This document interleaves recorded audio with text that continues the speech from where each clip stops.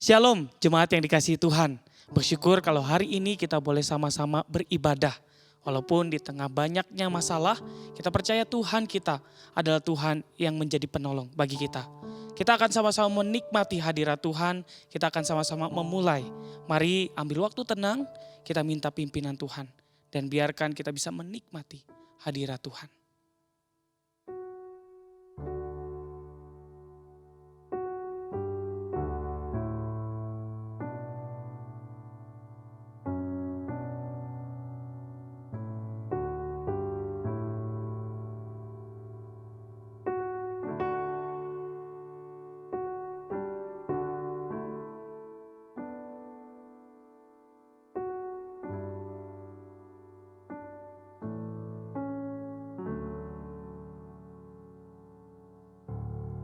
Amin.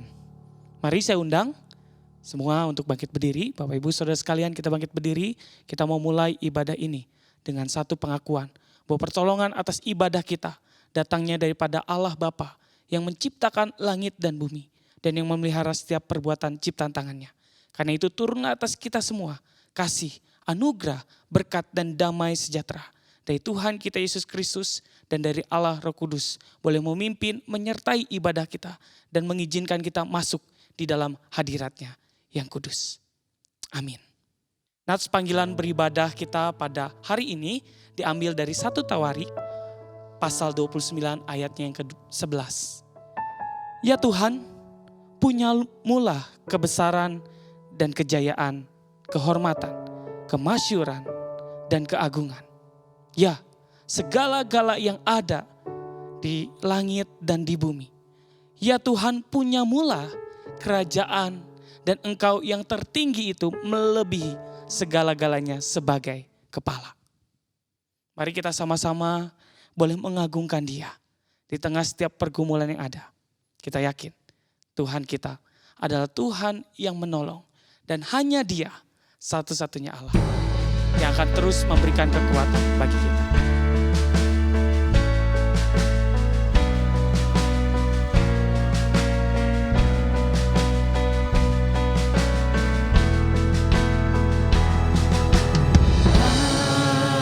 Hanya Dia Tuhan, Dialah pencipta alam semesta. Nyata kemuliaannya dalam ciptaannya, karena Dialah Tuhan. Hanya Dia Tuhan yang singkapkan semua yang tersembunyi, hal yang terbaik dan terburuk, tak ubah rencananya, karena Dialah Tuhan. Hanya Dia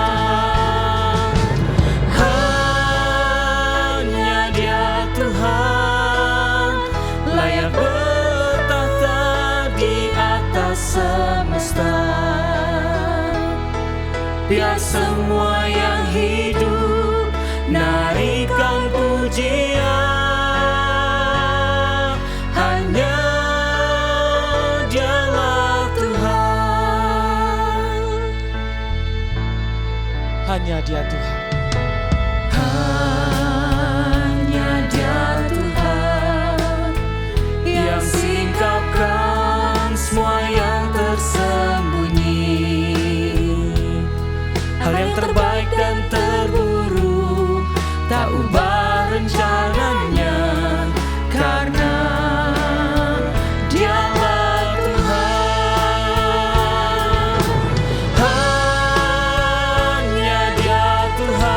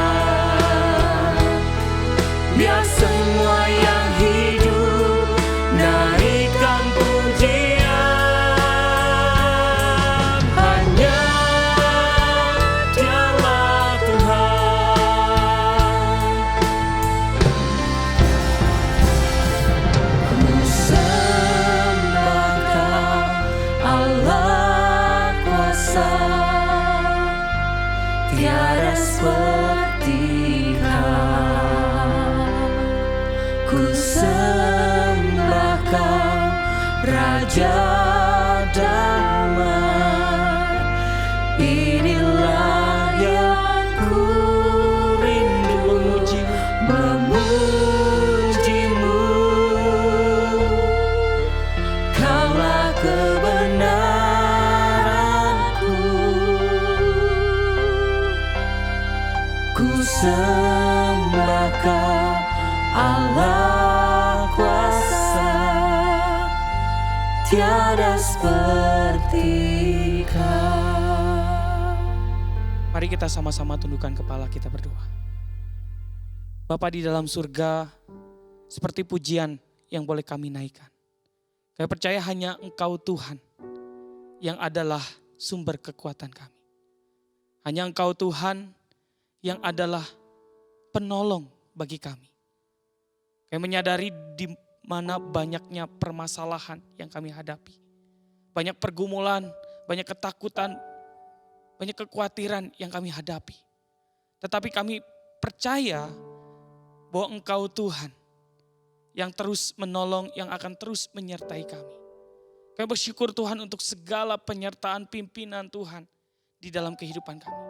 Kami bersyukur punya Allah yang baik, yang begitu mengerti kami, yang begitu tahu setiap kebutuhan kami. Bahkan Engkau Allah yang tahu betul setiap tetes air mata kami. Bapak, saat ini Tuhan, kami rindu di dalam ibadah ini. Engkau boleh melawat setiap kami satu persatu. Kami tidak bisa berkumpul di gereja, tetapi kami percaya kuasa Tuhan dan kasih Tuhan mempersatukan kami. Untuk kami boleh sama-sama memuji, mengagungkan Engkau dan mengalami Tuhan di dalam kehidupan ini, di dalam ibadah ini. Berkati ketika kami boleh sama-sama memuji Tuhan. Biar kami boleh masuk di dalam hadirat-Mu. Ketika kami boleh mendengarkan firman Tuhan. Tuhan boleh bersabda kepada kami. Tuhan boleh melawat kami. Dan Tuhan akan memberikan kami kekuatan baru. Sehingga ketika kami selesai mengikuti ibadah ini. Kami tahu betul ada Tuhan yang memegang kami. Ada Tuhan yang terus memberikan kami hikmat. Untuk kami bisa melewati setiap persoalan, pergumulan yang kami saat ini hadapi. Tuhan, kami terus berdoa bagi kondisi dunia ini Tuhan. Khususnya Indonesia. Kami terus berdoa Tuhan di tengah badai COVID yang masih ada ini. Kami terus memohon anugerah pertolongan Tuhan dan campur tangan Tuhan. Boleh memberkati negara kami, Indonesia. Sehingga kasus COVID boleh turun Tuhan. Dan kami juga berdoa bagi setiap jemaat-Mu, orang-orang percaya yang saat ini terpapar virus COVID-19. Mungkin kami kebingungan, kami gak tahu harus seperti apa Tuhan. Yakinkan kami bahwa Engkau adalah tabib yang ajaib. Yang akan memberikan pertolongan, yang akan memulihkan. Dan setiap kami mungkin ada keluarga yang Kau panggil pulang. Di saat kami berduka cita, hibur kami Tuhan. Hibur setiap jemaat-Mu. Berikan kembali kekuatan baru. Yakinkan kami bahwa ada Tuhan yang memimpin kami, yang berjalan di depan kami. Dan Engkau tidak akan pernah membiarkan kami terjatuh sampai tergeletak. Tuhan berkati hari ini, ibadah ini, setiap jemaat-Mu dimanapun berada. Di dalam nama Tuhan Yesus, yang melanjutkan ibadah ini. Amin. Jemaat dipersilakan duduk kembali. Bapak Ibu Saudara sekalian, Tuhan adalah Tuhan penyelamat kita. Tuhan adalah penolong kita. Seperti di dalam bacaan bertanggapan kita yang diambil dari Mazmur, pasalnya yang ke-118 ayatnya yang ke-14 sampai 16. Kita akan baca bertanggapan. Tuhan itu kekuatan dan mazmurku. Ia telah menjadi keselamatanku. Suara sorak-sorai dan kemenangan di kemah orang-orang benar. Tangan kanan Tuhan melakukan keperkasaan. Tangan kanan Tuhan berkuasa meninggikan. Tangan kanan Tuhan melakukan keperkasaan. Tuhan adalah Tuhan yang perkasa bagi kita. Dia adalah Allah yang hebat. Dia Allah yang akan terus memberikan kekuatan bagi kita. Mari kita sama-sama angkat pujian. Betapa hebat, betapa Allah itu.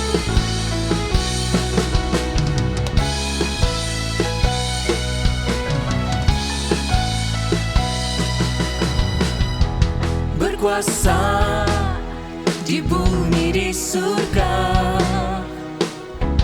bertahta dalam kemuliaan. Dialah Tuhan Allah kita, namanya berkuasa, pembebas umatnya. Betapa hebat, betapa kuat, dahsyatnya Allah kita. Dia berjaya atas semua perbuatannya. Betapa hebat, betapa kuat, dahsyatnya Allah kita. Dia ternama Yesus Raja segala raja, Tuhan Allah kita. Berkuasa di bumi di surga, Berkuasa di bumi di surga, bertahta dalam kemuliaan. Dialah Tuhan Allah kita, namanya berkuasa, pembebas umatnya. Betapa hebat, betapa kuat, dahsyatnya Allah kita. Dia berjaya atas semua perbuatannya. Betapa hebat, betapa kuat, dahsyatnya Allah kita. Dia ternama Yesus Raja segala raja, Tuhan Allah kita. Tuhan Allah kita. Bapak Ibu, mari kita bangkit berdiri. Saya undang untuk setiap kita boleh sama-sama mengikrarkan pengakuan iman rasuli yang berbunyi demikian.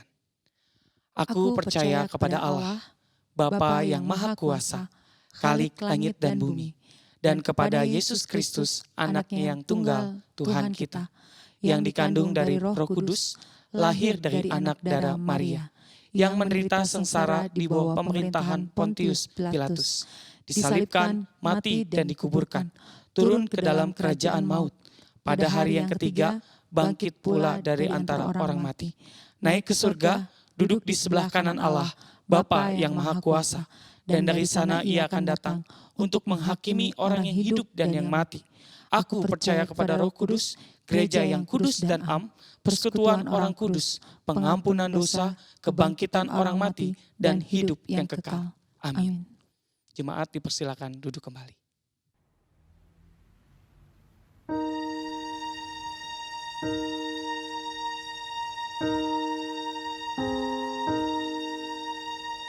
Be thou my vision, O Lord of my heart. Now be all else to me save that thou art. Thou my best thought by day or by night, waking or sleeping, thy presence I sought.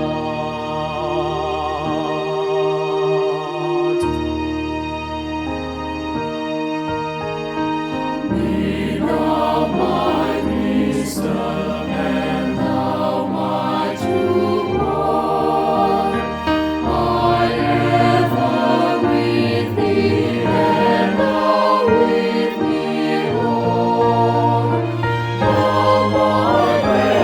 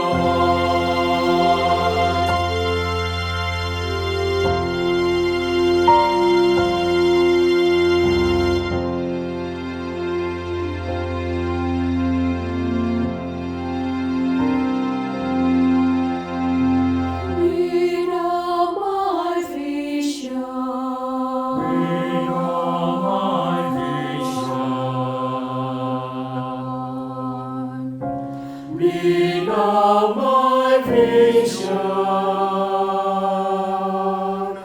and my light.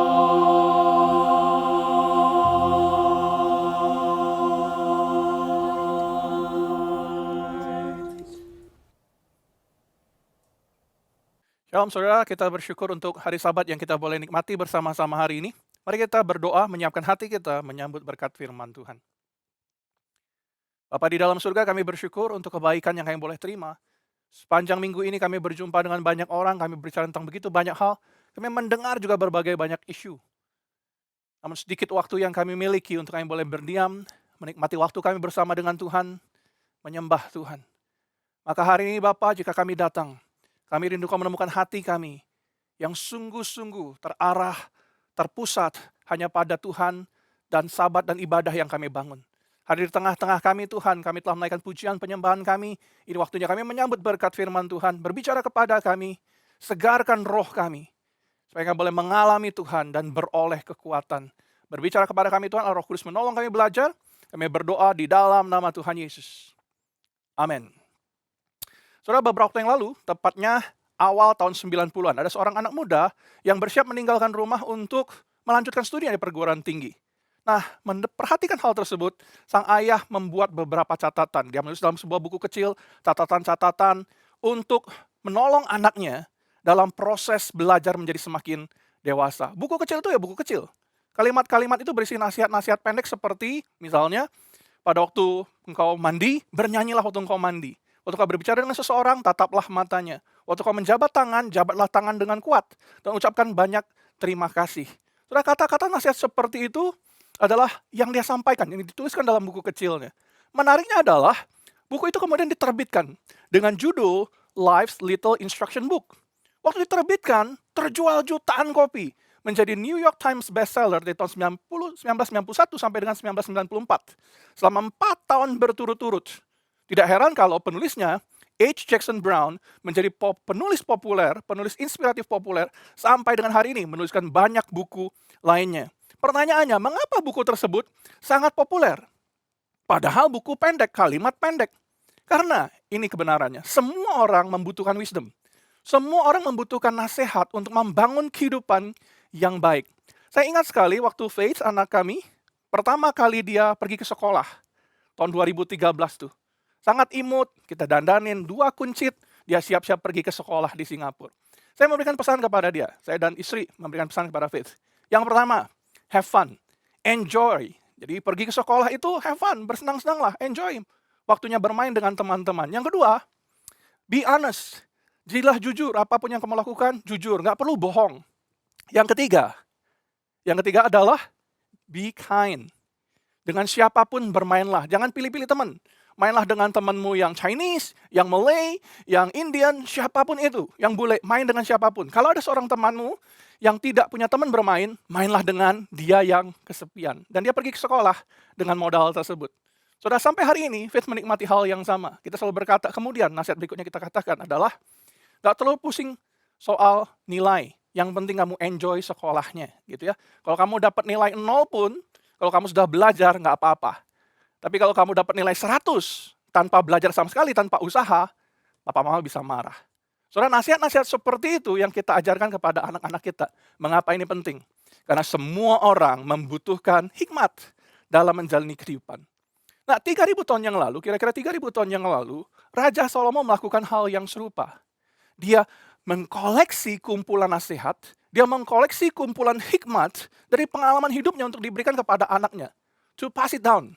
Untuk menolong anak-anaknya, generasi berikutnya, menemukan hikmat dan didikan, dan untuk mendapatkan kepandaian. Amsal 1, ayat 1 sampai dengan 3, kita akan tahu itu alasannya. Nah, demikianlah kemudian kitab Amsal menjadi buku hikmat yang original sebenarnya. Buku nasihat yang original. Isinya apa kitab Amsal?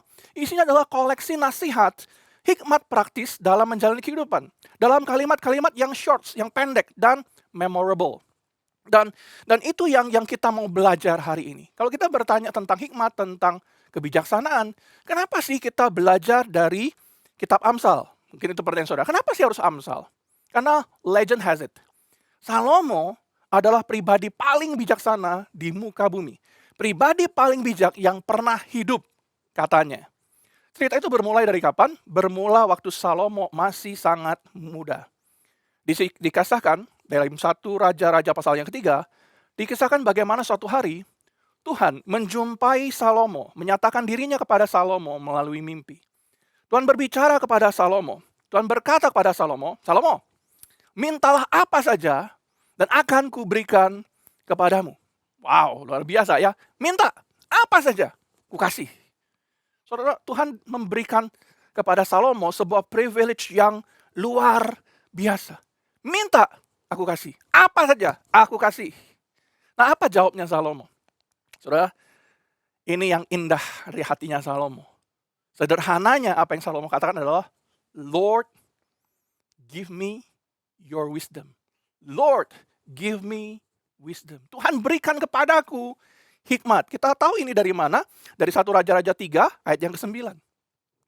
Firman Tuhan berkata, maka berikanlah kepada hambamu ini hati yang faham menimbang perkara untuk menghakimi umatmu dengan membedakan antara yang baik dan yang jahat.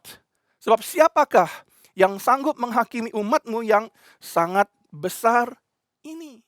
Lord, give me your wisdom. Saudara, hikmat yang Salomo minta bukan untuk memperkaya diri. Bukan untuk kenyamanan pribadinya. Tetapi apa? Untuk apa? Untuk memimpin umat Tuhan. Umat Tuhan yang dia pimpin. Dan dia meminta hikmat Tuhan bagaimana aku harus melakukannya. Dan dia mendapatkan hikmat tersebut untuk membedakan antara yang baik dan yang jahat. Untuk bisa memutuskan perkara-perkara. Untuk bisa mengambil keputusan yang bukan saja yang baik, tapi terbaik. Dan permohonannya menunjukkan kerendahan hatinya juga di hadapan Tuhan. Seakan Salomo berkata, Lord, without you, I can't. Tanpa engkau, tanpa hikmatmu, aku tidak bisa. Maka demikianlah Tuhan memberikan hikmat kepada Salomo. Tuhan memberikan apa yang Salomo minta. Dan Salomo menghidupi hal tersebut sepanjang hidupnya. Dia hidup, dikenal sampai dengan hari ini sebagai pribadi paling bijaksana yang pernah hidup. Lalu kemudian di akhir hidupnya, Salomo menuliskan koleksi hikmatnya. Menjadi nasihat-nasihat praktis. Menjadi kitab Amsal. Kitab yang kita miliki hari ini. Dan dari Amsal kita tahu. Dari pengalaman Salomo kita tahu.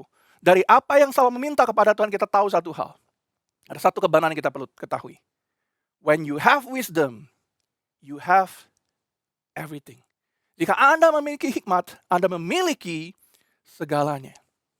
Apa sih wisdom itu? Apa sih bijak? Wisdom is the ability to discern right from wrong. To make good and best decisions. Secara umum, hikmat adalah kemampuan untuk mengambil keputusan yang terbaik. Hikmat adalah kemampuan untuk membedakan antara yang benar dan yang salah. Pribadi yang penuh hikmat oleh sebab itu adalah pribadi yang tahu apa yang harus dilakukan, apa yang tidak harus dilakukan. Pribadi yang bijak tahu apa yang harus dikatakan, apa yang tidak perlu dikatakan. Pribadi yang bijak tahu kapan bertindak dan bagaimana melakukannya. Itu adalah orang yang bijaksana. Sebab sekali lagi kita ulang. Wisdom is the ability to make good decisions. If you know the right thing, you're smart, you're intelligent. But if you know the right thing and choose to do it, you are wise. Jika Anda tahu apa yang benar, Anda adalah orang yang pintar. Tetapi jika Anda tahu apa yang benar dan melakukannya, Anda adalah orang yang bijaksana. If you have wisdom, you have everything. Dalam praktis sehari-hari, itu berarti kalau Anda punya hikmat, Anda bukan cuma bisa nyari uang. Kalau kita punya hikmat, kita bukan cuma sekedar bisa dan pintar nyari duit, tapi kita pintar mengelola uang kita, harta kita. Itu orang berhikmat. If you have wisdom, kalau Anda punya hikmat, kita akan lebih jauh dari masalah. Kalau kita punya hikmat, kita akan tahu bagaimana mendidik anak-anak kita menjadi anak-anak yang hebat, menjadi generasi baru yang hebat buat Tuhan. Kalau kita punya hikmat, kita bisa tidur nyenyak setiap malam tanpa penyesalan karena hal itu lewat sama sekali tidak produktif. Kalau kita punya hikmat, Kita tidak akan menghabiskan waktu kita nggak berguna hanya dengan scrolling, browsing, Instagram, TikTok, dan semua hal yang lain yang tidak berguna. Kalau kita punya hikmat, kita bisa tidur malam tanpa penyesalan, kita bisa memiliki segalanya. Itu yang Salomo mengerti, itu yang Salomo teladankan. Kalau demikian, mungkin pertanyaan berikutnya untuk kita jawab adalah, dari mana kita beroleh hikmat? Where do we get wisdom? Saudara belajar dari Salomo, kita tahu hikmat terbaik adalah hikmat dari surga. Heavenly wisdom. God's wisdom. Hikmat Tuhan. Kenapa harus hikmat Tuhan untuk membangun kehidupan? Mengapa penting bertumbuh dalam hikmat Tuhan? Ini tema kita hari ini. Bertumbuh, flourishing in God's wisdom. Kenapa penting? Karena Alkitab memberi kepada kita gambaran betapa rapuhnya hikmat manusia. Betapa terbatasnya hikmat manusia. Amsal 14 ayat 12 memberikan kepada kita satu petunjuk. Amsal 14 ayat 12 berkata demikian. Ada jalan yang disangka orang lurus, tetapi ujungnya menuju maut. Kita berpikir jalan ini baik. Kita berpikir ini bisnis yang bagus. Kita berpikir ini saham yang baik, perusahaan yang baik untuk kita miliki. Lalu kita mengikuti insting kita. Mengikuti insting kita. Lalu kemudian apa yang kita hasilkan kemudian? Kita tahu dari pengalaman. Mengikuti insting alami kita memberikan pada kita banyak penyesalan. Tidak semua berarti insting natural kita akan membawa kita pasti salah, enggak. Tapi kebanyakan kalau kita impulsif, mengikuti dorongan hati kita cenderung melakukan banyak hal yang bodoh. Kenapa demikian? Karena kemanusiaan kita dengan natur dosanya tidak punya kecenderungan untuk bergerak pada kebenaran. Saya ulang sekali lagi, natur dosa di dalam kita tidak memiliki kecenderungan untuk bergerak ke arah kebenaran. Kemanusiaan kita cenderung mendorong kita melakukan hal-hal yang bodoh. Dari pengalaman kita tahu, ada banyak penyesalan dalam hidup karena kita terlalu impulsif. Insting, hati nurani, moral kompas kita yang berada di bawah dunia ini, menurut dunia ini, berada di bawah kutuk dosa. Itu alasan mengapa banyak jalan yang disangka orang lurus, ujungnya menuju maut. Nyatanya membawa penyesalan. Karena hikmat manusia terbatas. Hikmat kita tidak secara natural mendorong kita untuk melakukan kebenaran. Apa yang kita perlukan? Hikmat Tuhan. Kitab Amsal mengajarkan bagaimana caranya hidup dengan bijak. Dan bagaimana tahu dan menghidupnya dalam keseharian kita. Dalam kitab Amsal tidak ada bahasa teologi yang abstrak. Tidak ada pemikiran filosofi yang berat. Tidak ada urutan-urutan yang harus diikuti langkah per langkah. Kamu lakukan ini, baru kamu lakukan ini. Setelah 3, setelah 2, setelah poin 2, baru poin 3, dan seterusnya. Baru membangun kehidupan orang yang penuh. Nggak ada. Di dalam kitab Amsal, hanya ayat per ayat. Hikmat praktis yang dilakukan, yang diberikan untuk menolong kita. Untuk membedakan yang baik dan buruk, yang benar salah. Untuk mengambil keputusan terbaik. Membangun kehidupan di berbagai bidang kehidupan. Dan ini mengapa alasan kita belajar kitab Amsal. Kalau kita mau bertumbuh di dalam hikmat Tuhan, kita mulai dari Amsal. Nah sekarang mari kita baca Amsal pasal 1. Ayat yang pertama, ayat 1 sampai dengan ayat yang ke-7. Untuk memberikan kepada kita kejelasan lebih jelas lagi, untuk alasan apa Salomo menuliskan buku ini. Untuk alasan apa Salomo menuliskan koleksi hikmatnya kepada generasi berikutnya. Amsal pasal yang pertama, ayat kedua, sampai dengan 7, demikian firman Tuhan. Aku menuliskan ini, tanda petik dari Salomo, untuk mengetahui hikmat dan didikan. Untuk mengerti kata-kata yang bermakna. Untuk menerima didikan yang menjadikan pandai, serta kebenaran, keadilan, dan kejujuran. Aku menuliskan kitab Amsal ini untuk memberikan kecerdasan kepada orang yang tidak berpengalaman. Ini adalah buku untuk orang tak berpengalaman. Ini adalah buku untuk memberikan pengetahuan, memberikan kebijaksanaan kepada orang muda. Ayat yang kelima. Bahkan ini juga adalah buku untuk orang bijak. Kalau orang bijak mendengar dan menambah ilmu. Memperhatikan kitab Amsal, orang bijak akan menambah ilmunya. Dan orang-orang yang berpengetahuan memperoleh bahan pertimbangan. Jadi ini adalah buku untuk semua orang. Ini adalah nasihat untuk segala jenis orang.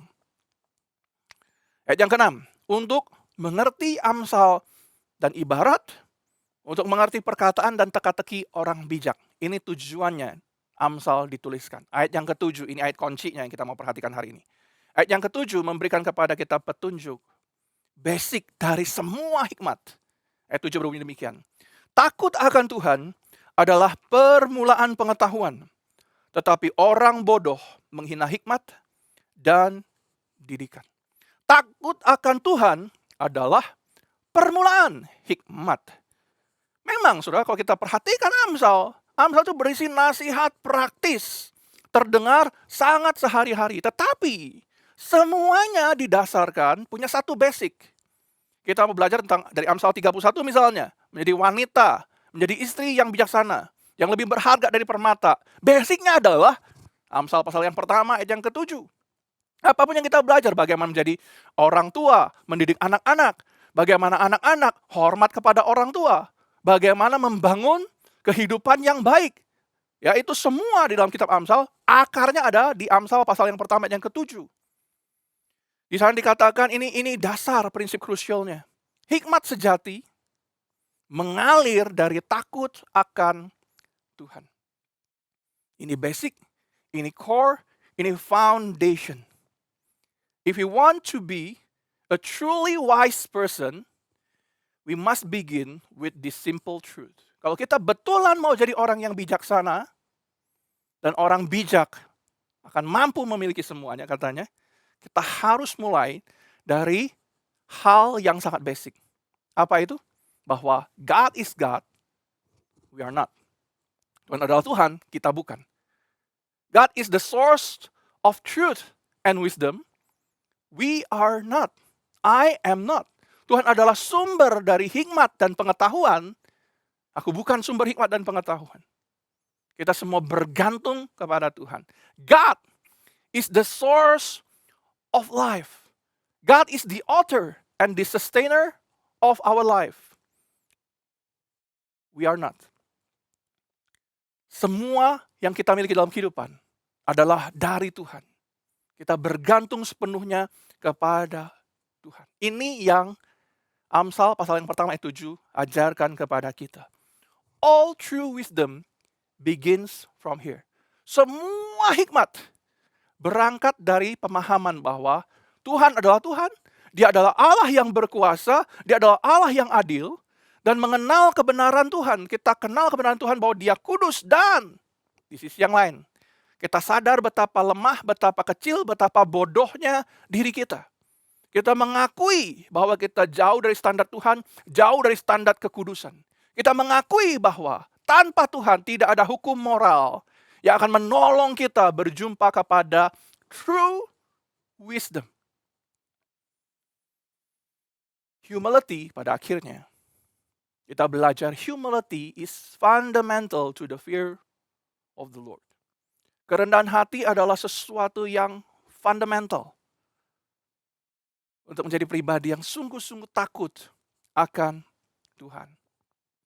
Orang bodoh berkata, saya cukup pintar, saya tahu, saya nggak perlu nasihat. Orang bodoh berkata, saya nggak perlu dikoreksi, urus saja urusanmu sendiri, mind your own business. Ini orang bodoh, itu hidupnya gini. Ini ekspresinya orang bodoh. Tapi orang bijak punya ekspresi yang berbeda.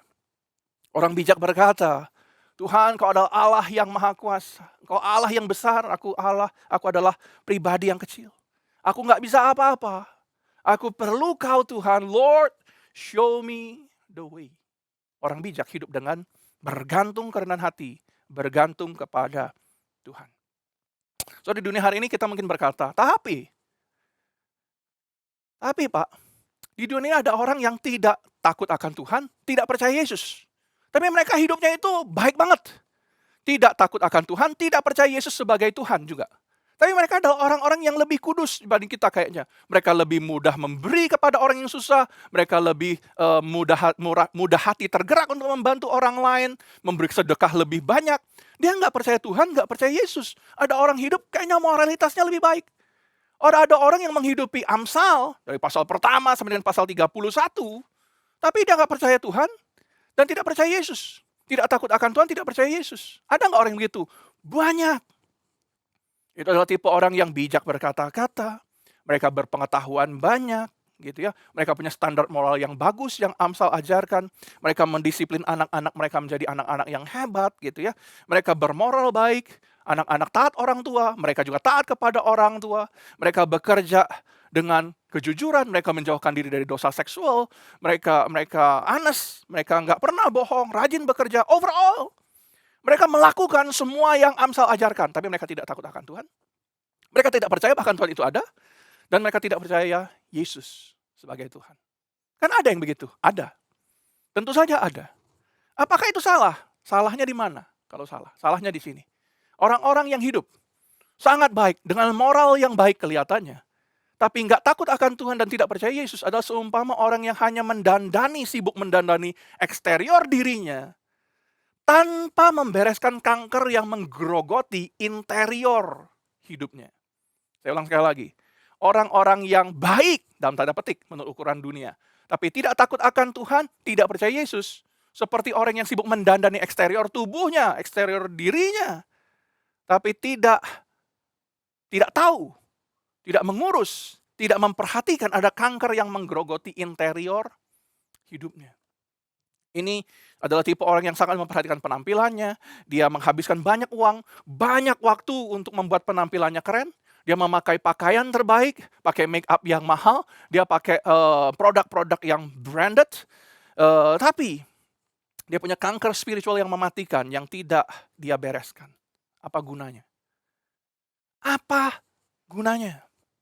Itulah orang yang hidup dengan moralitas yang baik tanpa takut akan Tuhan. Apa gunanya? Sampai di sini kita sekarang mengerti kenapa Amsal beda dengan buku nasihat yang lain yang dunia berikan kepada kita. Karena begini, tujuan Amsal rupanya bukanlah untuk mendorong seorang bertumbuh menjadi orang dengan moralitas yang baik. Tujuan Amsal rupanya bukanlah untuk mendorong kita menjadi orang baik. Goal dari kitab Amsal bukanlah untuk membuat kita terlihat sebagai orang baik, orang keren di mata orang lain. Tujuan Amsal bukanlah untuk menjadikan kita kaya, sukses, berhasil. Goalnya Amsal bukan untuk menjadikan kita sebagai anggota masyarakat teladan. Bukan. Tujuan Amsal adalah untuk menjadikan kita pribadi yang berkenan di hati Tuhan. Ini goalnya Salomo. Ini yang membedakan Amsal dari buku nasihat yang lain yang dunia sekarang berikan banyak kepada kita. Tujuan kitab Amsal adalah untuk menolong kita bertumbuh semakin serupa Yesus. Kalau kita kembali tadi ke definisi hikmat, kita berjumpa dan kita ingat-ingat lagi, tadi kita sudah ngomong, wisdom, definisinya adalah the ability to discern right from wrong, to make good decisions. Jadi kita sudah belajar, hikmat adalah kemampuan membedakan yang benar dan salah untuk mengambil keputusan yang baik. Itu adalah generally speaking-nya, itu adalah umumnya. Namun dari Amsal pasal yang pertama, sekarang kita punya definisi yang lebih dalam, yang lebih biblical. Apa itu? Wisdom is seeing God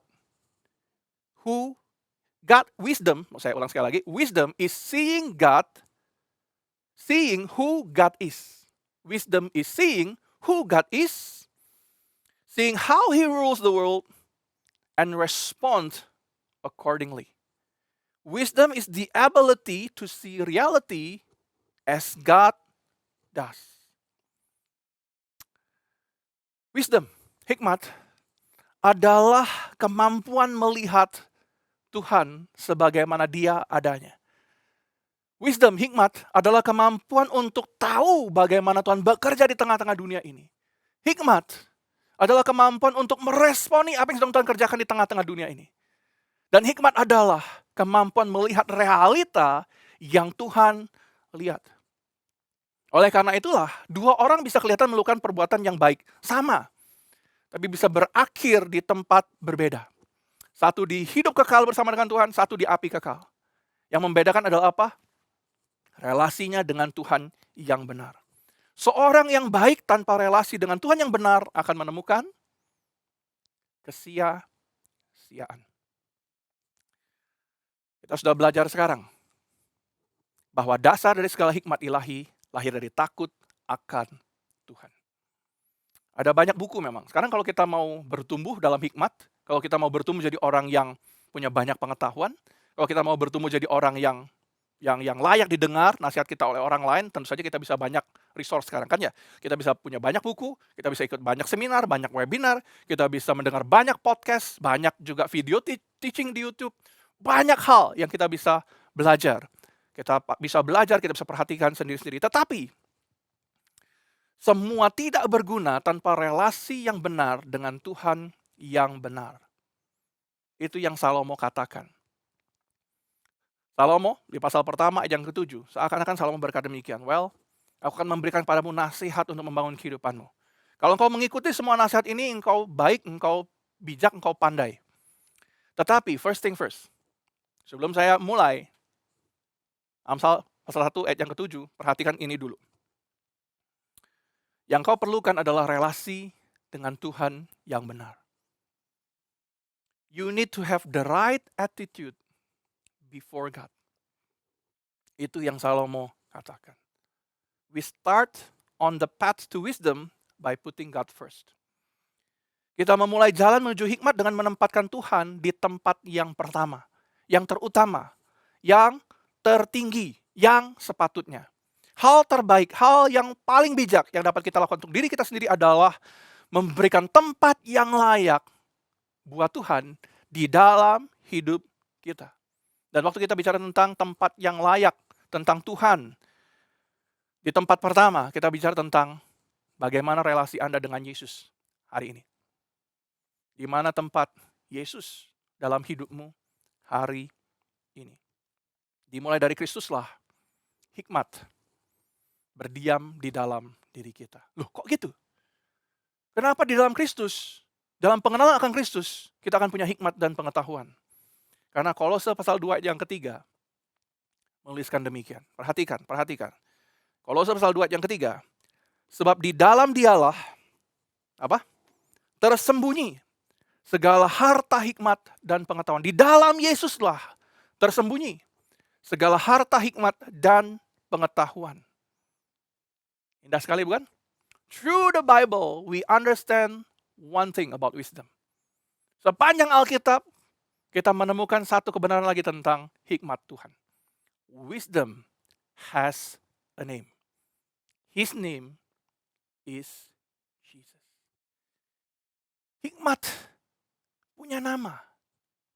Namanya adalah Yesus. Yesus adalah kitab Amsal yang hidup. Yesus adalah teladan kita bagaimana membangun kehidupan keseharian.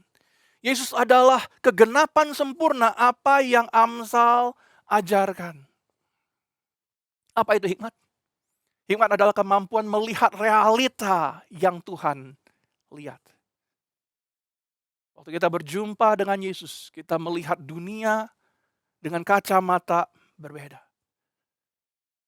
Waktu kita mengenal Yesus, kita kenal Tuhan yang benar. Waktu kita kenal Yesus, kita tahu dia adalah Tuhan yang benar.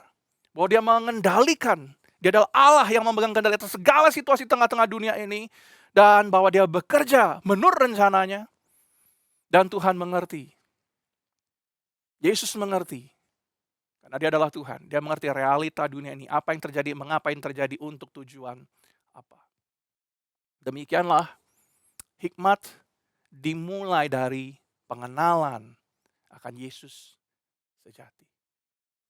Oke? Saudara, dalam situasi dunia kita hari ini, ketika kita tidak tahu apa yang akan terjadi besok, ketika kita berada di tengah pandemi, ketika realita yang kita lihat hanyalah kegelapan, kita perlu belajar untuk melihat realita yang Tuhan lihat. Kita perlu memohon hikmat Tuhan untuk menolong kita mengerti apa yang sedang terjadi. Di tengah pandemi kita perlu memohon hikmat Tuhan untuk menolong kita mengerti lebih tepatnya apa yang sedang Tuhan kerjakan. Karena kita semua melihat banyak kegelapan, bukan? Kita semua mengalami situasi yang buruk di tengah-tengah pandemi hari ini dan banyak hal yang kita tidak mengerti. Bukan? Terakhir Juni yang lalu, mama saya memberi kabar kalau adik laki-lakinya terkena COVID di Pekanbaru, di luar kota di Pekanbaru. Mama saya bercerita bahwa adiknya, itu berarti paman saya, berada dalam kondisi yang buruk karena COVID. Dia sudah berada di rumah sakit. Saturasi oksigennya 77. Hari-hari itu dia bekerja di luar kota sendirian. Artinya, waktu dia terpapar COVID, dia dilarikan ke rumah sakit. Dia tidak berjumpa dengan istri dan keluarganya yang lain. Dia tidak melihat, tidak berjumpa siapapun. Dia di rumah sakit sendirian. Saturasi oksigen 77. Akhirnya sempat di treatment, oksigennya naik sampai ke 90. Mama kasih kabar, kita pikir puji Tuhan. Mama di Palembang, saya di Bandung. Saturasi naik 90, puji Tuhan. Tapi, keesokan harinya, akhir Juni, saya dapat pesan pendek dari mama. Cucu sudah pergi. Cucu paman sudah pergi. Sendirian, gak ada seorang pun yang temani. Di hospital, tidak ada rumah duka. Langsung pemakaman. Saya tidak dekat dengan paman saya. Jarang sekali ketemu. 4 tahun, lebih dari 4 tahun gak ketemu. Kabar terakhir yang saya dengar, dia sudah gak ada. Karena COVID. Itu hal yang berat di tengah-tengah situasi hari ini. Sebagai pendeta, setiap hari saya menelpon, berbicara dengan orang yang terpapar COVID, keluarga COVID, atau mereka yang kehilangan anggota keluarga karena COVID. Beratnya situasi sangat terasa hari-hari ini. I feel frustrated, to be honest. Bahkan sebagai pendeta, saya merasa sangat frustrated. It's just so hard. Bahkan sebelum saya merecord message saya hari ini, di jalan, saya call dengan satu leader di Cornerstone yang baru saja kehilangan anggota keluarganya. Pagi-pagi. Setiap pagi kita mendengar berita tentang kematian, kedukaan. Seorang sahabat atau keluarga kita yang dalam situasi yang berat, membutuhkan donor plasma, dan banyak hal yang lain. Setiap hari kita melewati hal ini. Setiap hari, setiap setengah jam paling sedikit. Suara ambulan terdengar dari rumah kita. Kita merasa sangat frustasi. Saya tidak tahu dengan saudara, but I feel frustrated. Dalam situasi di tengah-tengah pandemi, dalam kesusahan, dalam pergumulan, mudah sekali mengaburkan kita dari realita Tuhan. Mudah sekali membuat kita hidup jadi terkotak-kotak. Kita tidak lagi tahu kabar yang ini, kita tidak lagi telepon orang-orang yang dekat dengan kita karena kita terlalu sibuk dengan stresnya kita sendiri. Dalam situasi kita tidak mampu melihat realita Tuhan, hikmat akan memberi ketenangan. Bahkan di tengah-tengah pencobaan. Dan hikmat kita kenal. Hikmat punya nama. Namanya adalah Yesus. Di akhir khotbah ini, saya ingin mengajak kita membaca dari Yakobus 1 ayat 2 sampai dengan 8. Yakobus 1 ayat 2 sampai dengan 8 berbicara tentang bagaimana orang-orang percaya berada dalam kesusahan, dalam penderitaan. Tetapi ini yang Yakobus tuliskan sebagai pesannya. Yakobus berkata demikian, saudara-saudaraku, artinya siapa? Orang Kristen, orang gereja murid Kristus di abad pertama. Dia berkata, saudara-saudaraku, anggaplah sebagai suatu kebahagiaan apabila kamu jatuh ke dalam berbagai-bagai pencobaan. Kamu dalam pencobaan, tapi sebagai anak Tuhan, sebagai murid Yesus, anggaplah sebagai suatu kebahagiaan. Dunia nggak bisa lihat hal ini. Tapi harusnya kita bisa melihat karena kita melihat realita Tuhan. Sebab kamu tahu bahwa ujian terhadap imanmu itu menghasilkan ketekunan. Ada pencobaan membuat kita bergantung penuh kepada Tuhan, bergantung penuh kepada Yesus, bergantung penuh dengan doa kita. Itu yang seharusnya terjadi. Dan kemudian kita tahu ketekunan itu akan beroleh buah yang matang. Buah dari ketekunan, kebergantung, kelekatan kepada Tuhan, buahnya apa? Akan menyempurnakan kita, membuat kita menjadi utuh, membuat kita menjadi tidak kekurangan suatu apapun. Kenapa bisa nggak kekurangan suatu apapun di tengah-tengah situasi yang berat? Karena kita berjumpa dengan satu kebenaran.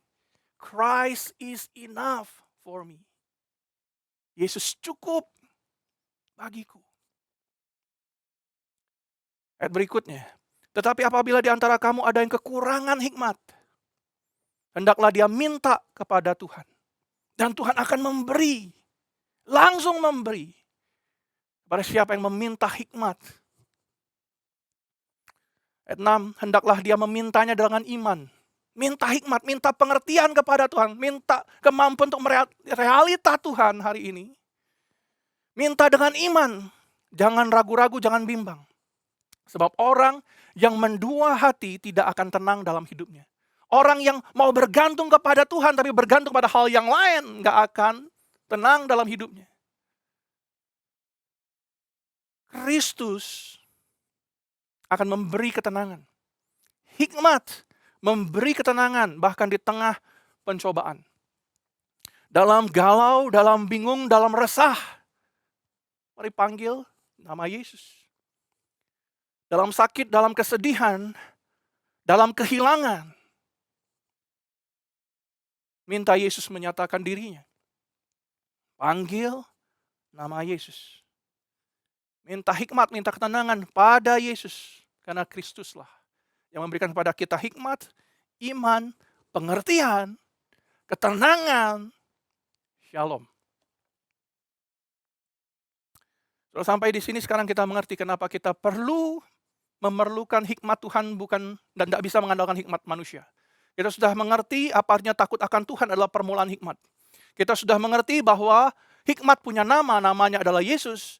Dan kita sudah mengerti bagaimana hikmat sejati akan memberikan kepada kita shalom bahkan di dalam kesusahan, penderitaan, pandemi. Maka hari ini saya mengajak setiap kita untuk merendahkan diri kita. Mengakui betapa bodohnya kita seringkali mengabaikan firman Tuhan. Mengakui betapa bodohnya kita, betapa bebalnya kita seringkali mengabaikan Yesus dalam keseharian kita. Mari datang pada Yesus. Mari rendahkan dirimu. Datang pada Yesus. True wisdom will help us to see the gospel, the good news. We all need good news these days. Kita membutuhkan kabar baik hari ini. True wisdom will help us to see good news, the gospel of Jesus Christ. Bahwa Tuhan memegang kendali. Bahwa barang siapa percaya, dia tidak akan binasa. Pandemi tidak akan merenggut apapun dari kita. Realita Tuhan adalah bahwa situasi ini akan memberikan pada kita kedekatan, kelekatan untuk mengandalkan Yesus saja. Maka datang pada Yesus. Maka hari ini kita, Anda, Indonesia, perlu merendahkan diri di hadapan Tuhan. Saat ini mari kita mengambil langkah pertama untuk bertumbuh dalam hikmat Tuhan. Datang pada Yesus. Datang pada Yesus. Salomo mengerti satu hal. If you have wisdom, you have everything. Hari ini kita belajar lebih baik. Today, we understand better. If you have Jesus, you have everything. Kalau kita punya Yesus, kita punya segalanya. Kita akan bahkan punya shalom, bahkan dalam segala keadaan. Dalam situasi buruk hari ini sekalipun. Amin. Mari datang pada Yesus. Mari kita berdoa. Bapa di dalam surga, kami bersyukur untuk firman yang kami boleh dengar. Kami bersyukur karena dari hikmat-Mu kami mengerti bahwa kami berjumpa dengan Yesus. Dan itu adalah langkah pertama dari hikmat. Perjalanan kami bertumbuh. Perjalanan kami untuk bertumbuh dalam hikmat Tuhan. Berangkat dari relasi yang benar dengan Tuhan yang benar. Tuhan yang kami kenal dalam nama Yesus. Satu-satunya Tuhan dan Juru Selamat dunia. Satu-satunya Tuhan dan Juru Selamat kami yang membebaskan kami. Yang sanggup membebaskan kami dari situasi pandemi. hari ini. Maka Tuhan, bekerjalah penuh dalam kehidupan kami. Hadirlah lagi Yesus dalam kehidupan kami. Tuhan, kami mengundang Kau, Yesus, untuk masuk dalam hati kami. Untuk mengambil tempat terbaik, menjadi tempat yang terutama, yang memenuhi hati pikiran kami. Untuk kami boleh hidup dengan damai sejahtera dan hikmat. Supaya kami boleh mampu melihat realita seperti yang Kau lihat. Supaya kami mampu meresponi apa yang sedang Tuhan kerjakan. Dengan ketekunan, kebergantungan, di dalam doa, dalam hikmat. Untuk menikmati dan mengalami Yesus yang sejati dalam kehidupan kami hari ini. Bekerja dalam kehidupan kami Tuhan, kami merendahkan diri kami. Ampuni kami yang bebal, ampuni kami yang bodoh. Yang sering kali hidup dan mengandalkan diri kami sendiri. Yang sering kali hidup berpikir kami bisa. Dan sesungguhnya Tuhan, kami tidak bisa. Tanpa-Mu, kami tidak bisa berjalan. Maka bekerja dalam kehidupan kami Tuhan. Berikanlah penghiburan bagi kami yang kehilangan. Berikanlah kepada kami kekuatan dan iman pengharapan bagi kami yang sedang bergumul dengan sakit penyakit di tengah-tengah situasi hari ini. Berikanlah kepada kami kemampuan untuk melihat pekerjaan Tuhan yang besar di tengah-tengah kegelapan yang kami lihat hari ini. Supaya pada saatnya kami boleh melihat terang yang besar. Yesus yang memberikan pada kami shalom sejati dalam kehidupan. Terima kasih Bapa, terima kasih Tuhan. Biarlah firman memberikan pada kami penguatan, memberikan pada kami penghiburan. Terima kasih Yesus. Engkau yang menjadi Tuhan dan Juru Selamat kami. Terima kasih Yesus. Engkau yang sudah ada dalam kehidupan kami. Kami bersyukur, kami berdoa.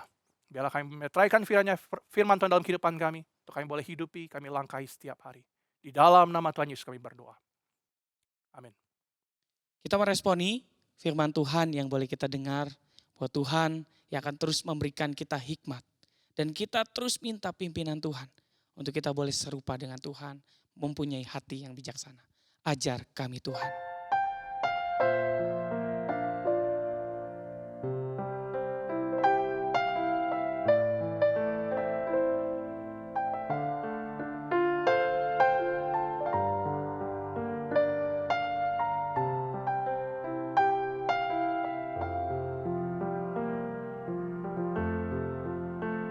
Ajar kami Tuhan menghitung hari-hari agar kami beroleh hati bijaksana. Ajar kami Bapa hidup dalam jalan-Mu agar semua rencana-Mu digenapi. Mulialah nama-Mu Tuhan dan ajak jalan-Mu. Pimpin kami di setiap waktu. Besar setiamu Tuhan, agunglah karya-Mu. Yesus kami bersyukur padamu. Katakan sekali lagi, ajar kami Tuhan. Ajar kami Tuhan menghitung hari-hari agar kami beroleh hati bijaksana. Ajar kami Bapa. Ajar kami Bapa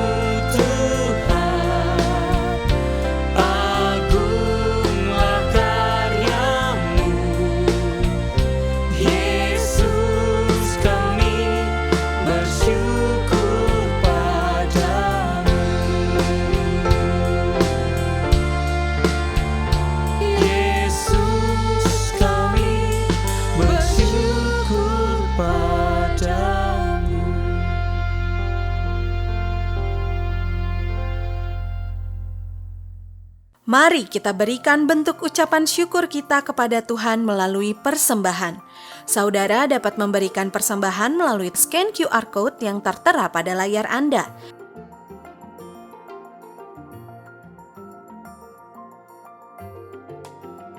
Protokol kesehatan 5M belum cukup untuk mencegah penyebaran virus COVID-19. Saatnya kita melakukan 6M. Ingatlah selalu untuk memakai masker dan mencuci tangan Anda. Selalu menjaga jarak dimanapun Anda berada dan hindari kerumunan. Dan kurangi mobilitas Anda serta menghindari makan bersama.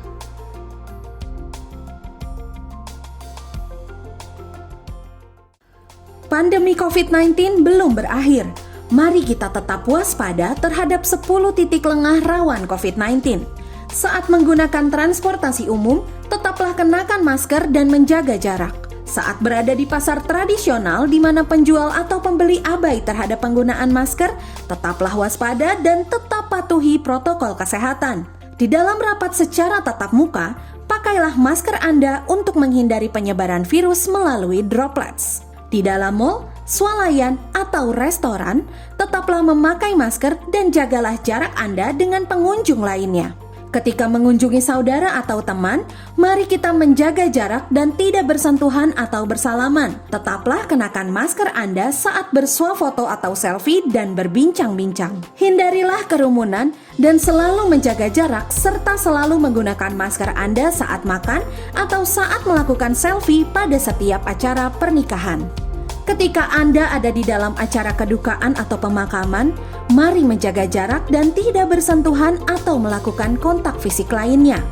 Tetaplah pakai masker saat berbincang dalam acara makan bersama. Saat Anda berfoto bersama dengan rekan-rekan atau keluarga, tetaplah kenakan masker untuk mencegah penyebaran virus COVID-19. Hindari tempat-tempat yang ramai atau berkerumun, serta selalu pakai masker Anda saat melakukan selfie dan berbincang ketika Anda sedang berolahraga bersama. Apabila Anda membutuhkan info dan bantuan, silakan menghubungi pengurus atau gugus tugas di lokasi masing-masing.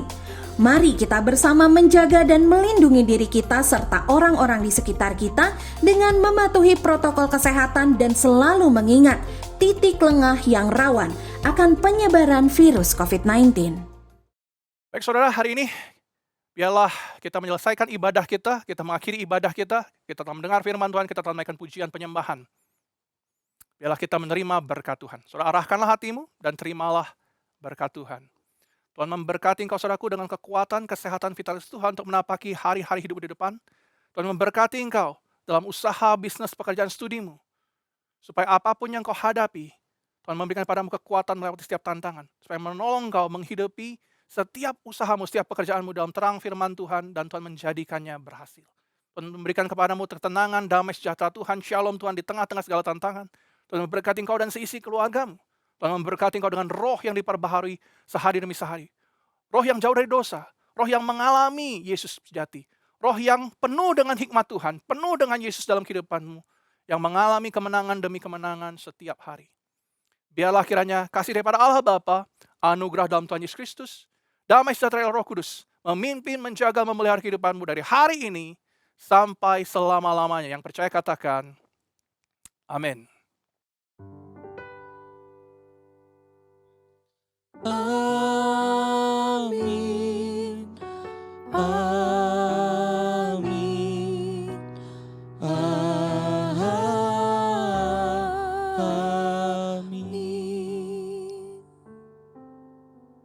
Silakan duduk. Ibadah kita selesai. Kiranya Tuhan memberkati. Silakan Bapak Ibu mengambil waktu teduh.